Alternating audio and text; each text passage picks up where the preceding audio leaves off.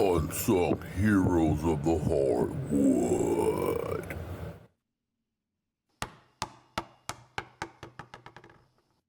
Hey, what's up, everybody? I'm Platt, and I got my man Zahc Mac back in the building with me, and this is part 2 of Unsung Heroes of the Hardwood. Shout out to Pittsburgh DSE and Radio, Kev Cameron and the crew. Check them out. And I got some heat today, bro. I got some players, man. You ready? Yeah, you already know it. Let's get right to it, man. Unsung Heroes of the Hardwood, man. We're going to start this bad boy off right. Power forward, Tom Chambers, man. Phoenix Suns, 6'10", 220 pounds. He played for the San Diego Clippers, man. Seattle, Utah, played in Europe, Charlotte, and Philly. This guy played 16 years. Career average 18 points a game, 6 rebounds, 4-time NBA All-Star, 1987 NBA All-Star Game MVP, 2-time All-NBA second team, number 24 jersey retired by Phoenix, number 42 jersey retired by Utah, the college he went to, 3-time All-WAC selection, man. 1989-90 was his best season. He averaged a career high 27 points per game. And they say white men can't jump, but in 1987, he was in the NBA dunk contest. I mean, he went against Jordan, Drexler, Gerald Wilkins and them, but, you know, he got All-Star Game MVP, so it don't really matter. But Tom Chambers was an athletic, versatile forward with quickness who ran the floor well. I think he's an original stretch forward at 6'10", 220 pounds. Like I said, he was a full-time All-Star in an era that was supposed to be the most physical era of all time. Chambers' best years were in Phoenix. In December 2021, Tom Chambers was nominated to the Naismith Basketball Hall of Fame, but didn't advance to the list of finalists, man, which I think is mind-blowing. But Tom Chambers is one of 2 players with at least 20,000 points not voted into the Hall of Fame. The other one, if you're wondering, is Antoine Jamison, man. What you think of Tom Chambers, bruh? Hey, man, Tom Chambers, I like him. Just to piggyback off what you said a little bit, yeah, 4-time NBA All-Star. Tom Chambers averaged, 20 points 6 times in his career? Yeah. Hell of a score. Man, dunking, jump out the gym. I remember he dunked on Mark Jackson, put him on the floor, basically. The Showtime. I want to say when he played for Seattle, they didn't want to renew his contract, so they let him go. Went to Phoenix, proceeded to give them a 60-piece nugget, keeping them on the floor. They didn't want to re-sign him, and guess what he did? He went out there and gave him a 60-piece. So he said, man, that's what you get for not signing me. Tom Chambers, though, hell of a player, man, my guy. Definitely, man. Who you got, man? I know you got some heat for me, man. Yeah, I got Michael Cooper. Ooh. The Coop, arguably one of the best defenders in NBA history. Larry Legend himself said that was probably one of the best defenders that ever guarded him. He was always looking to send a message on defense. He could play the 1 through 3. First bench player in NBA history to win the Defensive Player of the Year. 5-time champ, 5-time All Defensive Player. Alley-oop, Cooper Loop. One of my most memorable moments of Coop was in that 1985 held Bird to 12 or 29 shooting. That was in Game 6 to go ahead and win the title over Boston in the last 9 years. So that was the first time they beat Boston in 9 years, and Coop took them to that right there by guarding Larry Legend. What you got on Coop? You basically touched on it, but one thing, and I know you probably know about this, you probably just so much, some of the accolades for this guy. You know, this guy was a 2-time WNBA champ as a head coach for the LA Sparks, and he won an NBA D-League title when it was called the D-League in 06, man. So not only could he play the game at a high level, he could coach the game at a high level, man. Pardon me. He's versatile, athletic, ran the floor tough. Showtime era, like you said, Bird said he was the best dude that guarded him. And yeah, Coop was the man. Showtime era, man. Shout out to Michael Cooper. Definitely unsung hero of the Hardwood, man. You got for me next? Let's go. My guy, straight out of Coatesville, PA, man. Highly touted, coming out of high school. Richard Hamilton. 6'6", 190. UConn College, NBA, player for Washington, Detroit, and Chicago. Career average 17 points a game, 3 rebounds, 3 assists. Best season 05-06, average 20 points, shot 49% from the floor, 45% three-point shooter. 2004 NBA champ, 3-time NBA All-Star. Number 32 retired by the Pistons. NCAA champ 1999. Who could forget that run? Most valuable, most outstanding player, Final Four, 2-time Big East Player of the Year, man. Remarkable career at UConn. Remarkable career, period. But Richard Hamilton is best known for his 9 years in Detroit. He helped the Pistons to 6 straight Eastern Conference Finals appearances. Back-to-back NBA Finals appearances. Their best record, 64-48 in 05-06. And that was the 04 NBA title season. That was his best years, man. Hamilton, I think he gets overlooked a lot because Chauncey Billups was Finals MVP, and he had Ben Wallace, Rasheed Wallace. They were forces on defense, but the offense revolved around his nonstop movement, running opponents around through a million screens, and never seemed to run out of energy or get tired, man.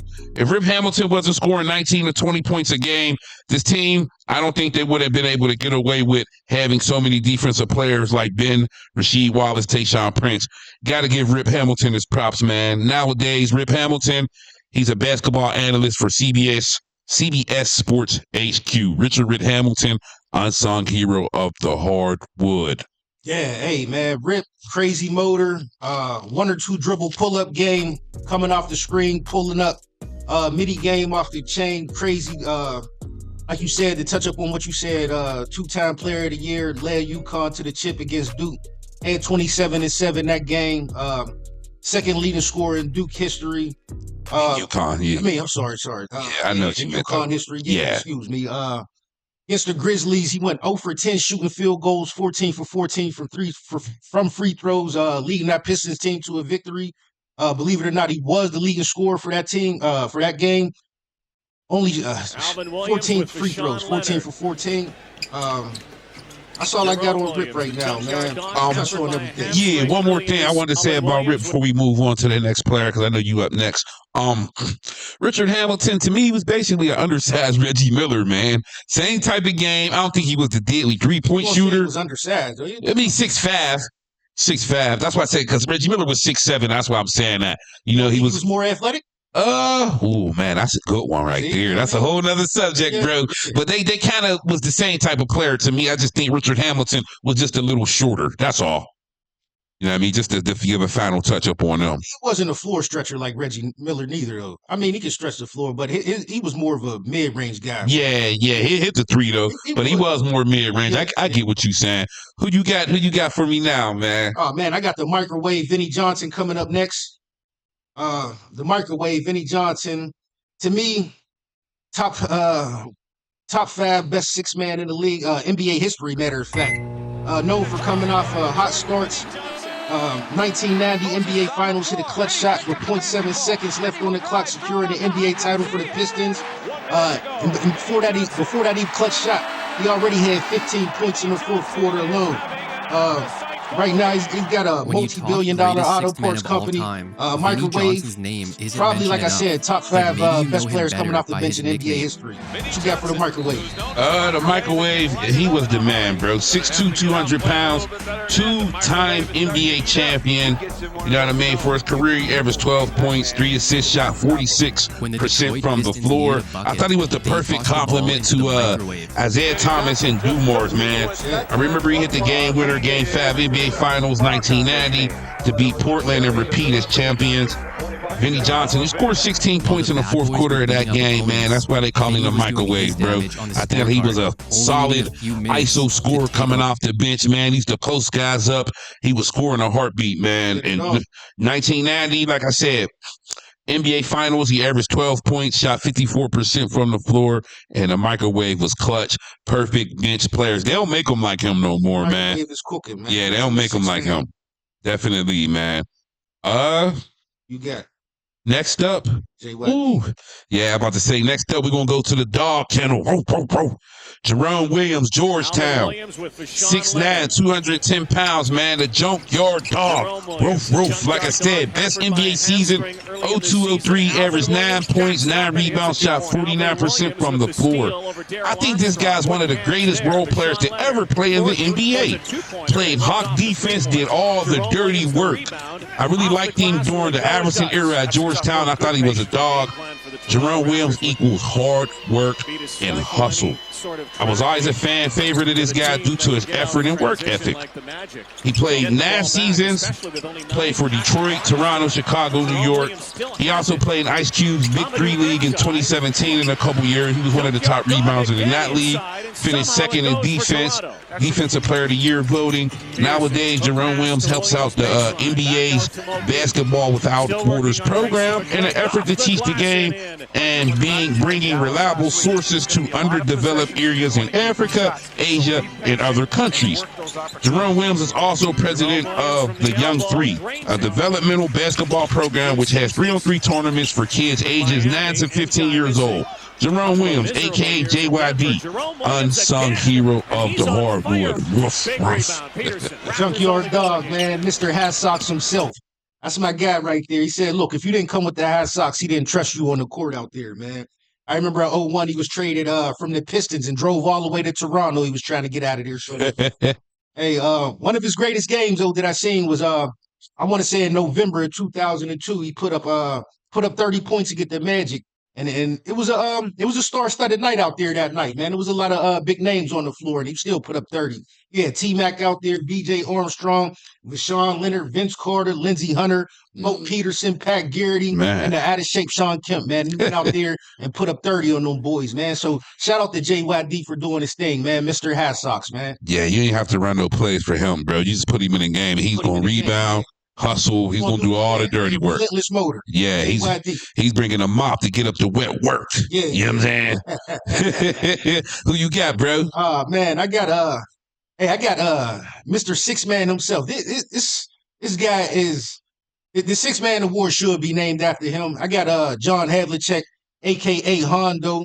Probably one of this dude is the most underrated role or bench players in NBA history. Drafted 9th by the Celtics in 1962, but it was right in the middle of that dynasty era where they had Bird and they was cooking. So at that point, they already had won 8 chips in a row before he even got to the team. He won 6 rings in his first 7 seasons, another 2 more and the Finals MVP in 74, 13-time All-Star, 11-time All-MVP, 8-time All-Defensive Team, 8-time champion, one of the greatest players we ever seen, that you ever seen if you're over the age of 50.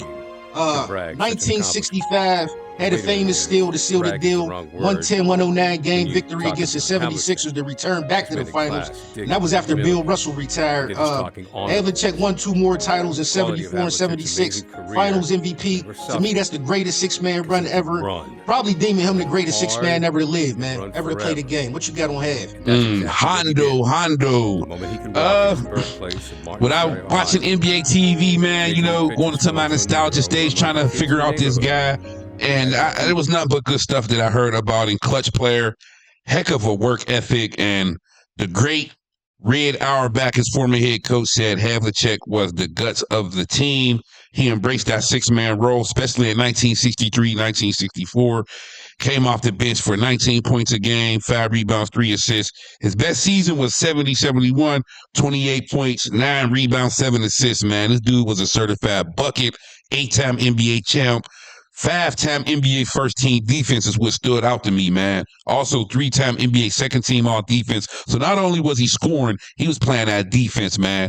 Shout out to John Havlicek and the Boston Celtics, man. That's a Hall of Famer. That's bottom line. For them already to be on a run, dynasty mode and everything, and he come right in and fit in it speaks volume to his game, man. Yeah, definitely. He was a starter coming off the bench, giving him starter minutes. So right, and he was 6'5", man. That ain't really ideal size. I mean, it's pretty big, but it's not. You know, it ain't 6'9", 6'8". Yeah, but times was different back then. Yeah, times was different. Man. Right.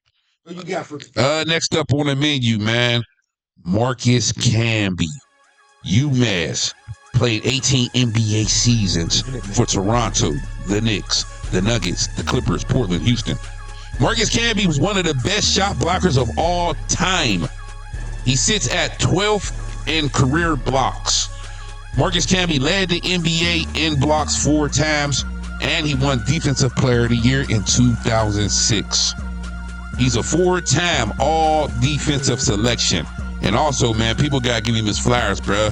Camby helped put UMass basketball on the map in the early mid-90s. Him, Lou Rowe, Dante Brighton, them dudes, man, they were loaded. Led UMass to an Elite 8 appearance, 1994-95 season, then to the Final Four in 1996. Camby set an NCAA tournament record with 43 block shots in 11 games, man. I liked him with the Knicks too, man. I thought he was wiry, he was an energy type of guy. And shout out to Marcus Camby, man. Another one of my unsung heroes of the hardwood. What you got to say about Camby, Zach? Always like Marcus Camby. Marcus Camby fan. Brings the intensity every game. I want to say Marcus Camby, he's a true journeyman. He's been around the league, many teams, many years. But the thing is with Marcus Camby, though, every team that he went to, though, he made the defense better.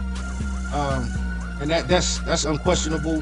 Helped the Knicks, like you said, that when he went to the Knicks, helped their defense. Marcus Camby helped that Knicks team become the first 8 seed to make it to an NBA Finals. Right. I want to say I remember that game one of his high scoring outputs was in 2009 against that Derrick Rose Bull team. They had Derrick Rose and Joe Kim and them. Marcus Camby dropped 19 points, 27 rebounds. Did you hear 27 rebounds? Yeah, that's 4 amazing. blocks, man. Come on, man. He was out there. Relentless motor. Marcus Camby, that's one of my guys, man. One of the best defensive players I ever seen, man. Great. What we got next? Going up. Got the little fella here, man. The fearless little guy with a big heart. Going with John Starks right there. Another New York Knick. Crazy energy, unfiltered, giving it to you at 110% every time. I remember when he headbutted Reggie Miller to get his team riled up. Yeah, man, headbutted the heck out of Reggie Miller. I know he got a poster somewhere in his house, him dunking on Michael Jordan and Horace Grant at the same time. I remember that. Speaking of it, there's the highlight. We're looking at that right now. One of the best moments was in the 94 finals. It was up 3-2, but Starks missed that shot that ended. That would have actually clinched it. They ended up going into Game 7, and he just couldn't get it going that game. He missed a lot of shots, bucket after bucket. But that was also coming off an injury, though. He played his behind off, but that Game 7, he couldn't get it done. What you got on my boy John Starks? We talked about him before, man, just off air or whatever, and I told you I liked his journey to get to the NBA. Yeah. Kid started off in the CBA, World Basketball League, comes to the NBA, I think early 90s, 1992 dunk participant. 95, Starks was the first player to hit 200 threes in a single season. Kudos to him, man. I always thought he was feisty, tough, aggressive, fearless, man. Yes. Career 34% three-point shooter. NBA Sixth Man of the Year, 1996-97. But the thing that always stick out to me like a sore thumb with John Starks. Game 7 NBA Finals versus Houston. John Starks, 2 out of 18. Didn't show up. 1 for 10 in the fourth quarter. You talk about cold as ice in Alaska? Yeah. But besides that, though, like he had a nice career, man. I thought he was an overachiever, and I like those type of players, man. He wasn't scared of Jordan, none of that, and he symbolized. I thought he was the heart and soul of that New York Knicks team. Those years he was there, him and Charles Oakley, but mainly him, man. I thought he brought that grit, that hustle, and yeah, shout out to John Starks, man. A lot of dudes need to watch him and play like him, emulate his game. Yeah, like you said, cold ice though in that game, cold as ice in that Game 7. And it'd have been a different story if he'd have knocked down that shot in Game 6, but it didn't fall, man, and it rolled over. That missed shot to me, it rolled over into the next game, man. It messed with his mentals a little bit. Yeah, I feel you, man. All right, who's next for me? Next, this is probably my favorite player to talk about on this list of unsung heroes. Dee Brown, Illinois, the human fast break. 05 was his year, man. He averaged 13 points a game, 4 assists, nearly 2 steals. He was drafted by Utah, second round, 2006 draft. We're going to get into that. 05 stats, man. He started all 39 games, shot 49% from the floor, was a 43% three-point shooter. Dee Brown was the man in 05, man. He had the look, leadership, and skill set the game was looking for at that time. Dee Brown was 05 Sporting News National Player of the Year, 2005 Consistent First Team All-American, 2005 Big Ten Player of the Year, 2005 Big Ten Defensive Player of the Year, 2005 Big Ten Tournament Champion, 2005 Final Four appearance. They were the runner-up. They lost to North Carolina in the championship game, but they had a record of 37-2. Dee Brown was known for his turbo speed, quick hands, and dynamic style of play and transition offense, which made him a catalyst for the Illinois offense. His ability to race down the court after a rebound or steal often led to easy layups or open shots, embodying the definition of a fast break. After the 05 season, Dee Brown, he considered entering the NBA draft. However, he broke his foot during the NBA pre-draft camp process and decided not to enter the draft and returned to Illinois for his senior year. To me, man, that foot injury, it hurt his development. He wasn't the same player for his senior year. He was still good, but he wasn't spectacular like he was his junior year. And I think that hurt his NBA trajectory, man. What's up with Dee Brown, bro? What you got? I like Dee Brown, but I'm gonna touch on that injury part of it before I say anything. I look at it different when it comes to getting injured and putting your name in the draft. For me, Dee Brown should have just kept his name in that draft hat, man, and shouldn't have went his junior year. That's the same way I told you about Ronnie James, how I felt about him coming off that when I said he should have went straight to the league. Yeah. Sometimes going back to college hurts you. He didn't have that same dynamic trio with Luther Head and Jerome Williams. Right. They was gone. It was all on him. You coming back from an injury, man. So you're not gonna be the same. You still got to get back in the rhythm. So to me, he should have just went on ahead, rehabbed and kept his name in that draft pool. But other than that, though, man, I remember he was down by 15. Came back and won, beating number 3 ranked Arizona Wildcats. That was a game. Yeah, that was a game, man. They was down by 15, came back and won that game. But like you said, they ended up losing to my boy Cemetery Larry. That's Rashad. Sean May and them. Yeah, Sean May. They ended up losing to that team. But yeah, man, Dee Brown, man, he was a straight dog, one of my players, man. Like I said, I love watching that dynamic trio. And yeah, I just wish he had entered that draft, man, instead of coming back because he really got exposed that year, man, his junior year. So that's all I got on Dee Brown right now, man. Okay, finish us out too for this first round. Yeah, man. I got the big dog right here. Big shot himself, man. The ultimate swing player, Robert Horry, man. If it wasn't for this dude, a couple teams and a couple players wouldn't have ring. He's the definition of the ultimate swing player of the series. Let me see. This guy should be a Hall of Famer. I'm going to just run it down to you. 7-time NBA champion. But look, not only this, look, San Antonio versus Detroit, series tied 2-2, hit a big 3, go up at 1 with 6 seconds left. When he was in Houston against the Magic, fourth quarter, big 3 to go up at 2 with 14 seconds left. Another one, Houston against San Antonio, fourth quarter shot, big shot, 6 seconds left to go up at 1. You got the LA, when he was in LA, you got him against Portland, fourth quarter, 2 seconds left. Big corner 3 to end the game, and then the one that stands out the most, LA against Sacramento in the playoffs. Down 2, fourth quarter. Kobe takes it to the rim, misses it. Shaq gets a rebound, misses it. They tip it out to him. Big 3 at the top to win the game at the top of the key. Big shot Bobby's, man. If it wasn't for him, a couple players / teams wouldn't have titles right now, man. What you got on Big Shot Bobby? 7-time champion. You know what? I didn't really do that much research on him because, you know, this is around the era when I really start getting into basketball. So it's like Robert Horry, for my NBA life, you know, me being a fan, he helped me and he hurt me. So he hurt me when he was with Houston, and I was a Charles Barkley fan in Phoenix. Hurts more than he Yeah. Then when he went to the Spurs, he went to the Lakers, he hurt me again because I wanted Sacramento to beat them dudes. That's the definition. You know what I'm saying? Oh, man, clutch, bro. Clutch, man. They don't think about nothing when right. that thing up. And then last but not least, when he went to the Spurs, I finally was on a winning team because I rooted for those guys to beat the Detroit Pistons, and Rasheed Wallace was late on the closeout, and it ended up paying off. Yeah. So Robert Horry is clutch, man. He's clutch, 7 rings.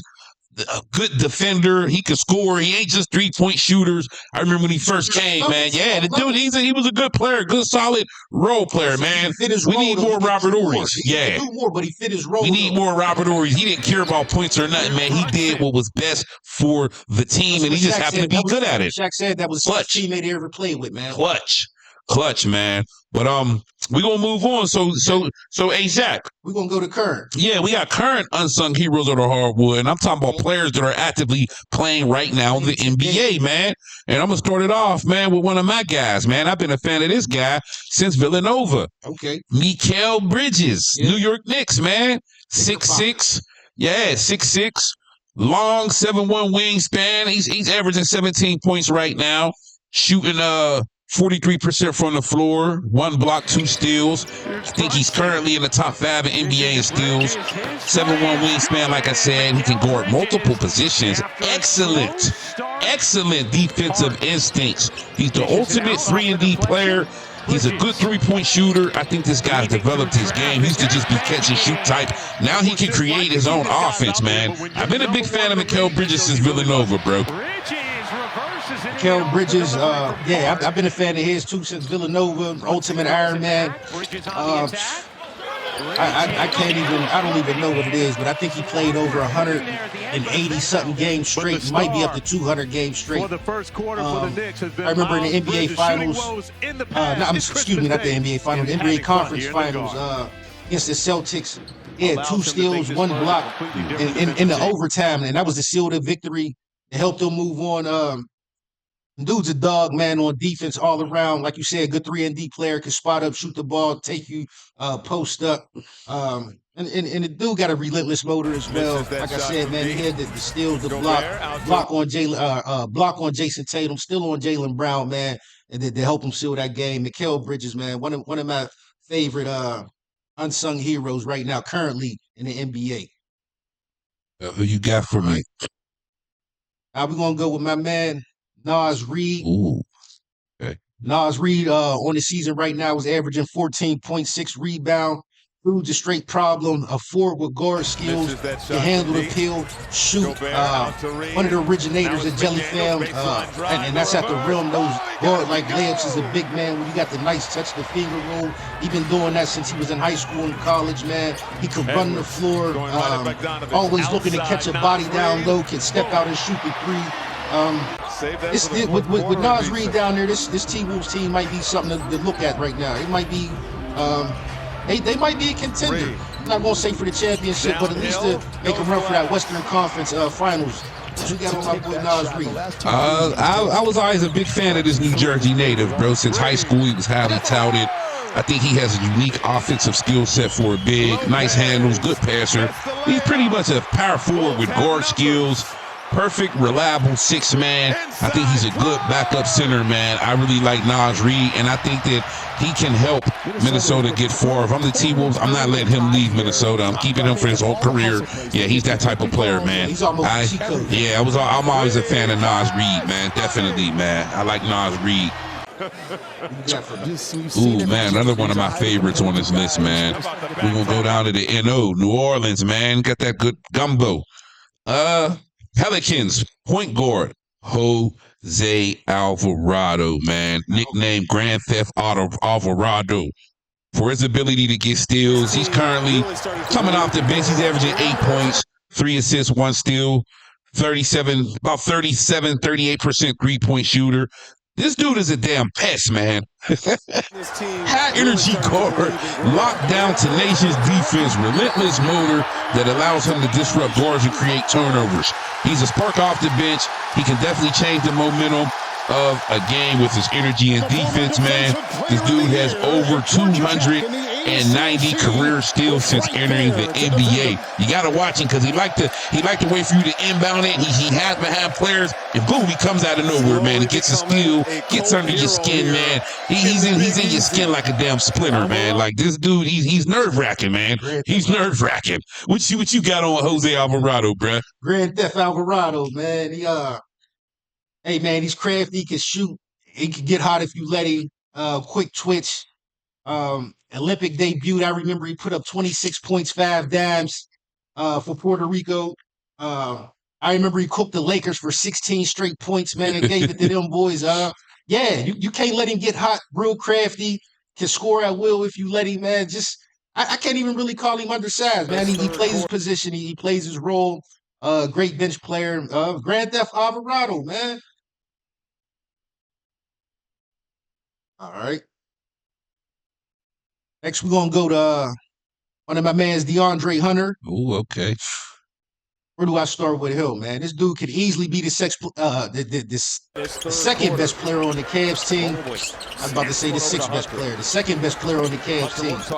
He's out here dunking, putting Wemby on poster, making Josh Giddey touch the ground, man. Hey, you all right, look, listen, Platt, you heard it first from me. DeAndre Hunter, probably my sixth man of the year this year. He's averaging 15 points, 4 rebounds. That's one of their go-to guys, man. If Donovan Mitchell ain't hitting, they looking for DeAndre Hunter to post up. He can step out, hit big shots too. Like I said, that's my player for sixth man of the year. What you got on DeAndre Hunter, man, I think he's very efficient. He's a very efficient scorer. I think he's elite. He's elite defender, versatility, 7'2" wingspan, solid 3-and-D wing. My only thing with him is he just got to stay healthy. I actually think he's the Cavaliers' best defender. Yeah.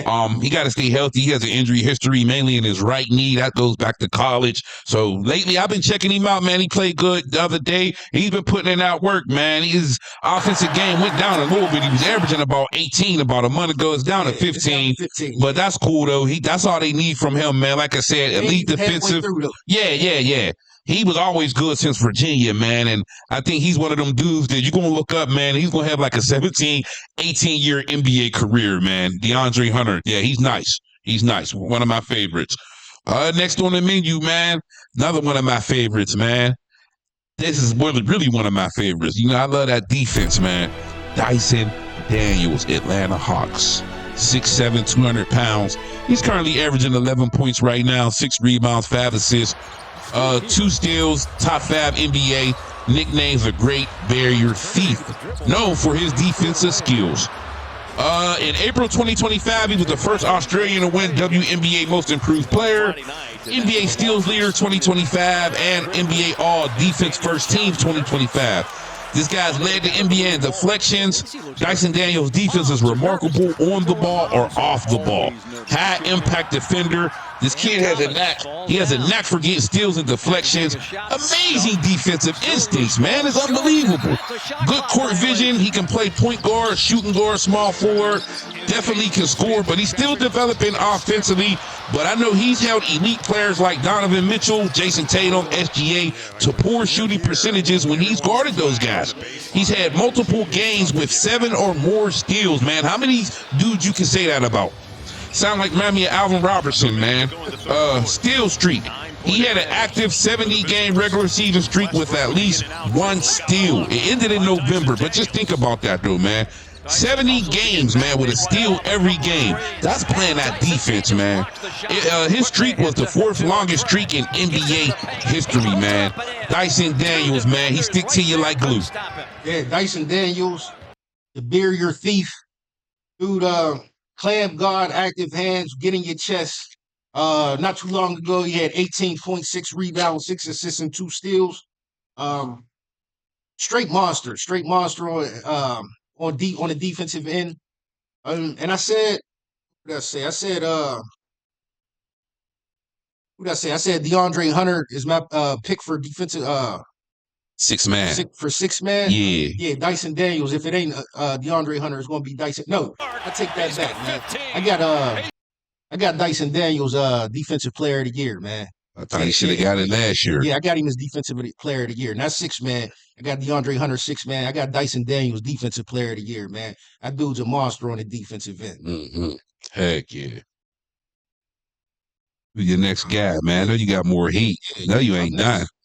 Next, I got the Dortcher Chamber, man. Lou Dort. He don't get the credit he deserves because he plays next to the MVP. Not only that, though, you got Chet Holmgren, you got J-Dub on that team, man. It's hard to play alongside Shea and get your due credit. What he brings to the table, doesn't go unnoticed more often. He's the primary defender for the other team's best player. He'll get in your chest as well. Active hands, strong toughness. This dude's guarding whoever, but he only averages 7 points, 4 rebounds a game right now. Like I said, he really don't get a lot of shots due to his teammates, but this dude's a straight monster, man. He's coming with that heat every night. What you got on Lou Dort? Lou Dort, man, one of the best defenders in the NBA. 6'4", 225 pounds. He's built like a damn linebacker. Career 90% foul shooter, man. That's excellent for clutch.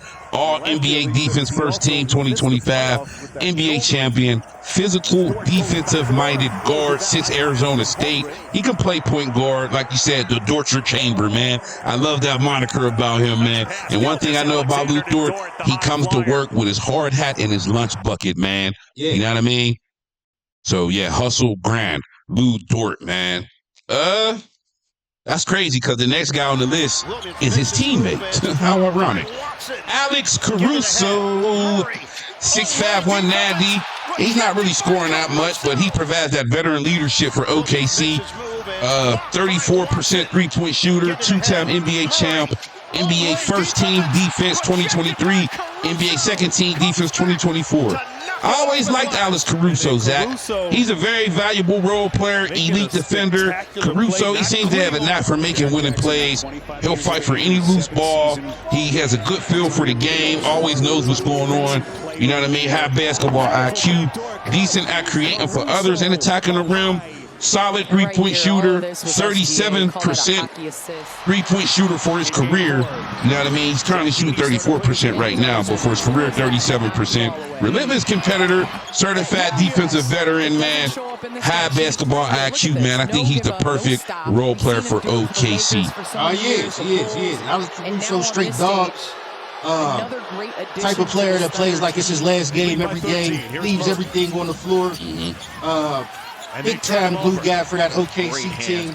And honestly, Platt, man, he might be the heart and soul of that team, man. I know he comes off the bench, man. He's not the biggest name. I agree. But he's what make that team go, man. He's the heartbeat of that team. Huge part of winning the chip last season. Alex Caruso, man.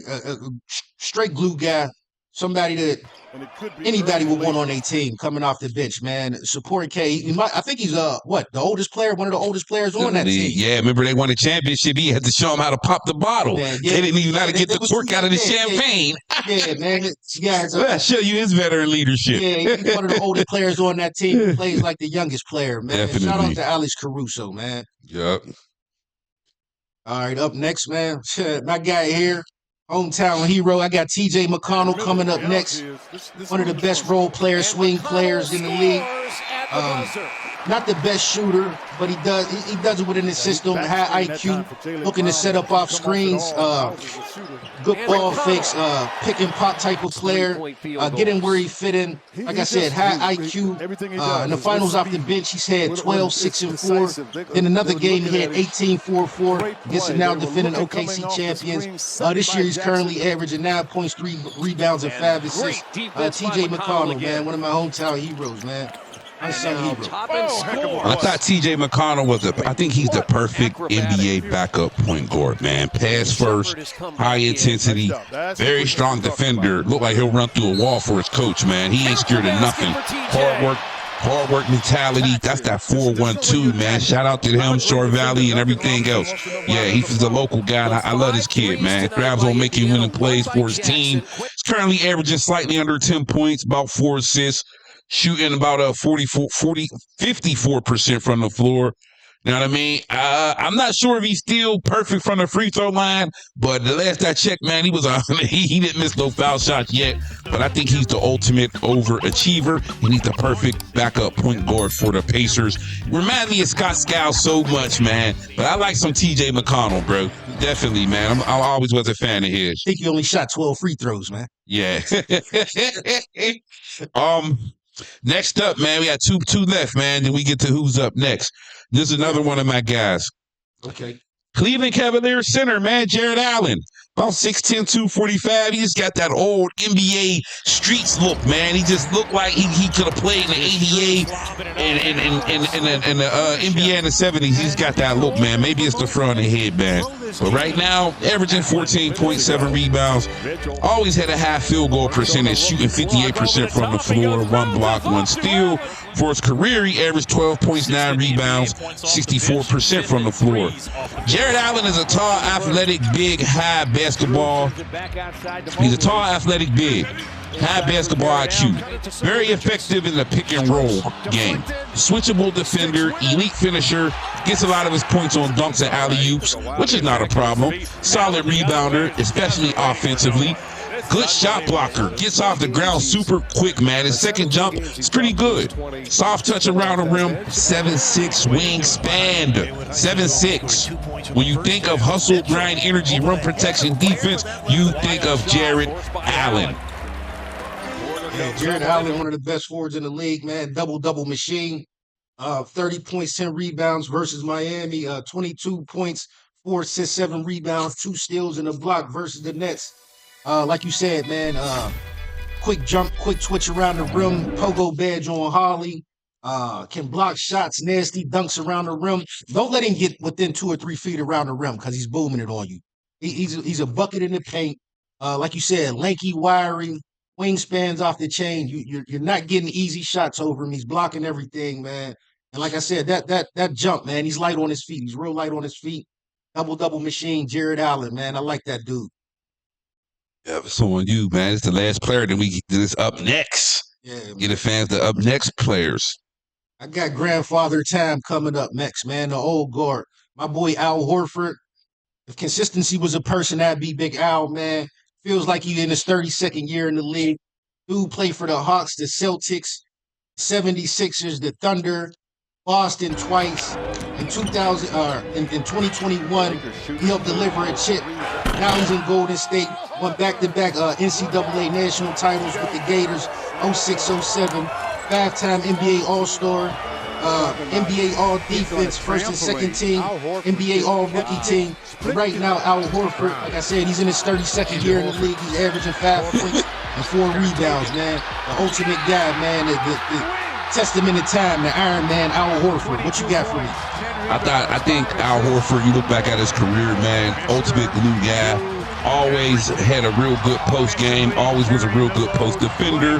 He reminds me of Horace Grant a lot, man. You know, he can always hit that 12 to 15 foot jumper.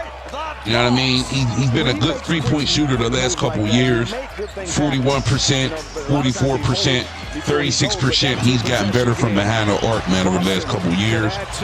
People forget, man, this guy was the 07 SEC tournament MVP, and I thought that he was the heart and soul of that Florida team. I actually thought he was the best player on the team, and I thought Jakeem Noah was the heart and soul, but I thought Al Horford was the best player on that team, those back-to-back title teams, man. Al Horford, like I said, ultimate glue guy, another guy you would want on your team, man. So, hey Zach, check this out, man. We coming down to the end towards the end. So, you know, a lot of people, you know, this is a basketball show. A lot of people wondering who's up next, man. He got some ballers out here, man. College basketball, I think it's in a good space, men and women wise, man. It is. And we need more people to start tapping in. Yes, yeah, definitely, man. That's what this show is for, man. Right. Tap in. Right. And one of my guys that I like to talk about, who I think is up next, man, and man, this guy, man, it's crazy. BYU Freshman, man, small forward AJ Dybansta, man, 6'9", 205 pounds. This guy's currently averaging 22.7 rebounds, shooting 57% from the floor. Just listen to this guy's last couple of games, man. He's been on a damn tier. 35 versus Abilene Christian, 23 points versus Pacific, 26 points versus UC Riverside. That's California Riverside for those who don't know. And recently, yesterday or the day before, 33 points, 10 rebounds, 10 assists, man. First triple-double, 30-point triple-double versus Eastern Washington. Man, AJ Dybansta is a premier NBA prospect, high-level, efficient scorer with size, athleticism, and versatility that NBA teams covet. Dybansta plays with a competitive fire. I think he has a very high motor. He can get his jump shot anytime. Pretty good shooter off the dribble. Very quick with some shake and bake moves for his size. He plays with pace. He can change speeds and explode to the rim. Great first step.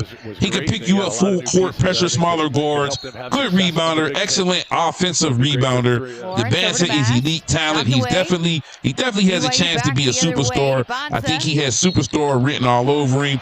Ultra competitor, elite open court athlete, killer in the mid range, and to me has the potential to be an above average 3-point shooter. AJ Dybansta is him. How do you guard that? You don't. Yeah, it's just, he got to the mid range. I like AJ, man. He's definitely a one and done player. If he could, look, he is coming out this year. He's either going number 1 or number 3, the way I see it. Right. Number 1's going to be between him and Boozer. Number 2 is already Darren Patterson and Matt. So he's either going to go 1 or 3. But like I said, he's NBA ready now. High IQ for his age. Active hands. Communicates well on defense. Dribble drafts. Can shoot from anywhere. Can get a shot from anywhere.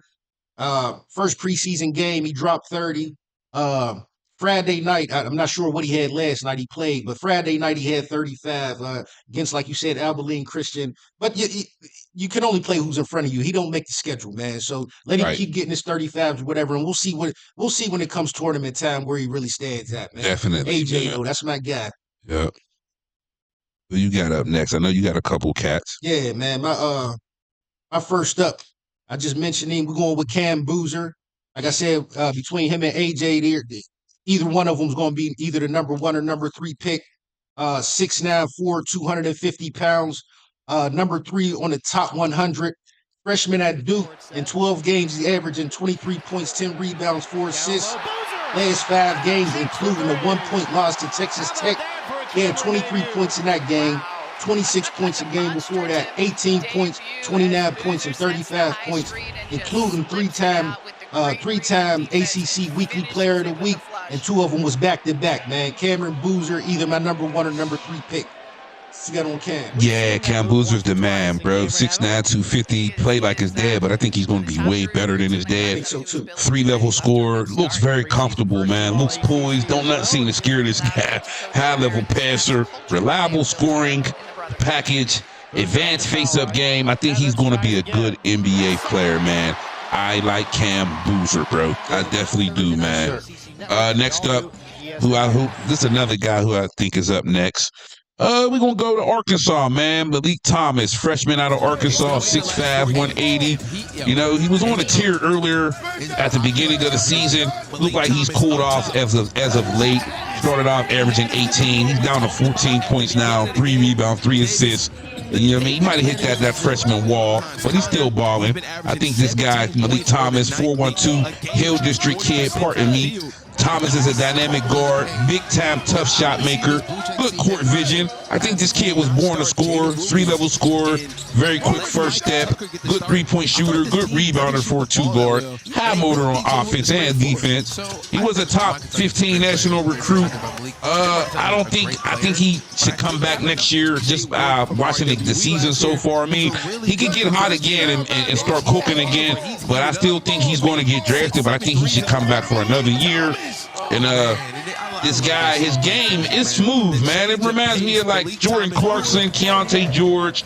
He's basically a combo guard with a scorer mentality. He can play both guard spots and operate as the team's main shot creator. Like I said, NBA comp, Jordan Clarkson, Keontae George, man. I like Meleek Thomas, and I think his potential is going up, man. Sky's the limit for this kid. Meleek Thomas, I like him too. Needs more development, honestly. You say stay in there, maybe come out next year. Yeah. I think he needs to at least stay into his senior year. Needs to make a transition instead of being a combo guard. Needs to go to straight point guard. Kind of gives me that Ray Jackson state of mind almost, man.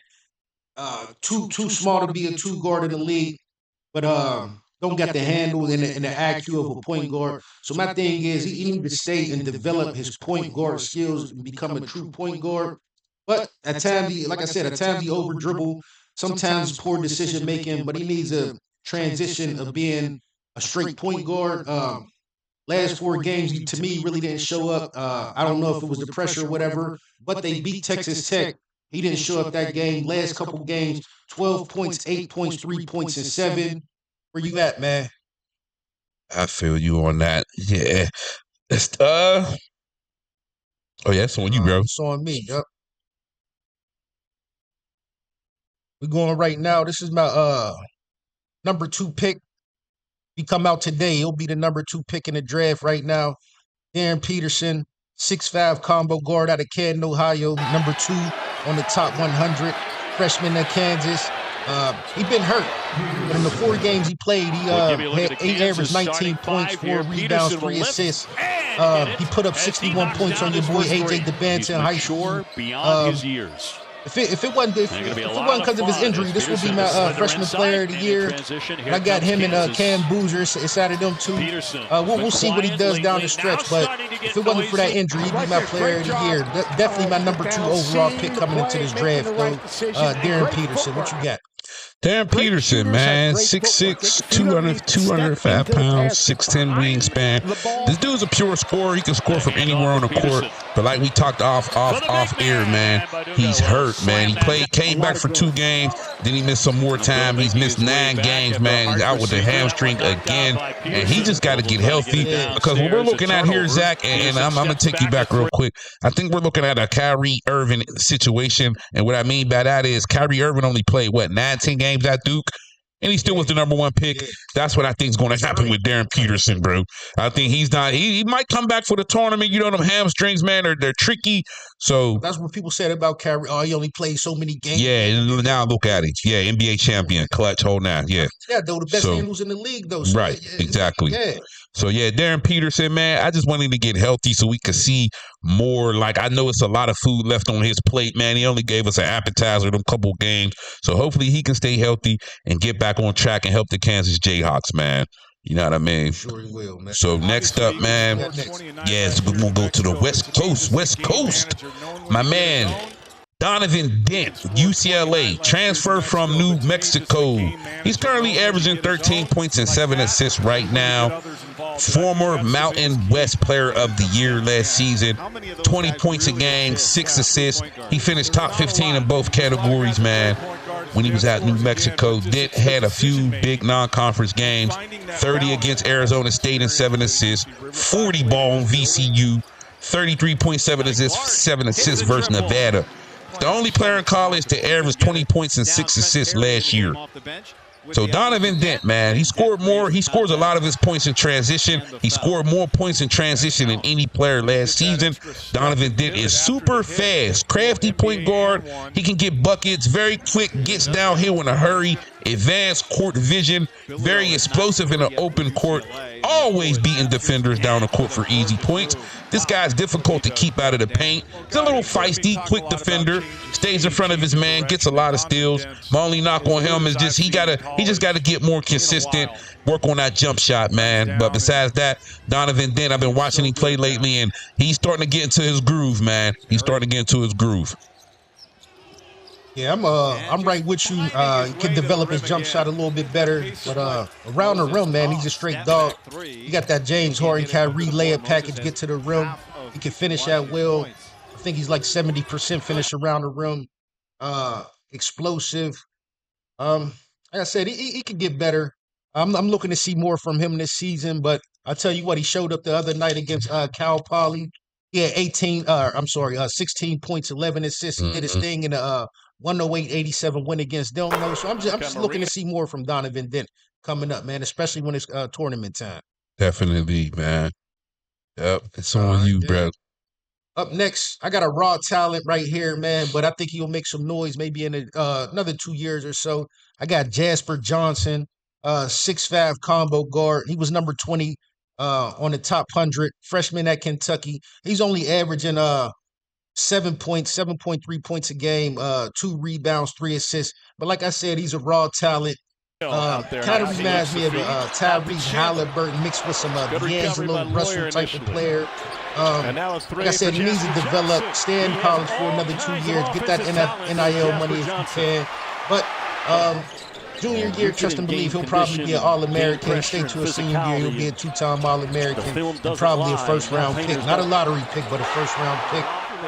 Looking to see more Jasper Johnson and seeing what he could do, man. I need him to develop more. What you got on Jasper? Jasper Johnson, 6'5". I think he's a James Harden clone. Unorthodox hoop game, but I like it though. That don't mean nothing because I said it's unorthodox. I like his hoop game. Highly touted coming out of high school, man. Very unique, man. Very talented offensive player, man. You know, December 9th, he had 22 points versus North Carolina Central. So I see growth in Jasper Johnson, man. He just got to keep going and get confidence. Yeah, get confidence. And, you know, head coach Mark Pope, he says a lot of positive, good things about Jasper. So that's how I know that he's due for some good times down there in Lexington, Kentucky, man. Yeah. I'm with you, Jasper. Keep grinding, bro.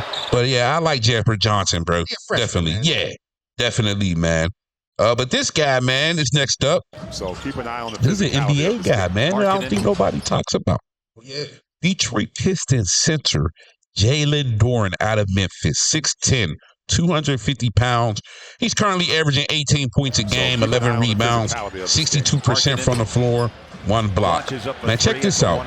Jalen Duren is an elite athlete and rebounder. Physical, high-energy big man who thrives in transition. Pick and roll finisher. 7'5", wingspan. Dunks everything close range a la Maurice Stoudemire. Duren, his game, he's been dominant, man. It is dominant. Paint presence, finisher, rebounder. Jalen Duren has nearly doubled his scoring average from 11 points per game to 18 points a game. Increased his rebounds, got better as a foul shooter. You know what I mean? From 67% to high 70s right now. Jalen Duren has added a fadeaway jumper, hook shots to his game. He's putting the ball on the floor, taking the slower defenders off the dribble, and punishing them. Jalen Duren, he's just scratching the surface, man, says his former head coach, Penny Hardaway at Memphis. Jalen Duren is only 22, and that's really scary for anyone outside of Detroit, man, I'm telling you. Yeah, Jalen Duren, straight bully. Definition of bully ball, man. That's him. Other night he had 31 and 15 against the Pacers. Spent 1 year at Memphis. He was one and done. He averaged 12 points, 8 rebounds, and 2 blocks at Memphis. You touched on that last 25 games in the NBA, 18 points and 11 rebounds.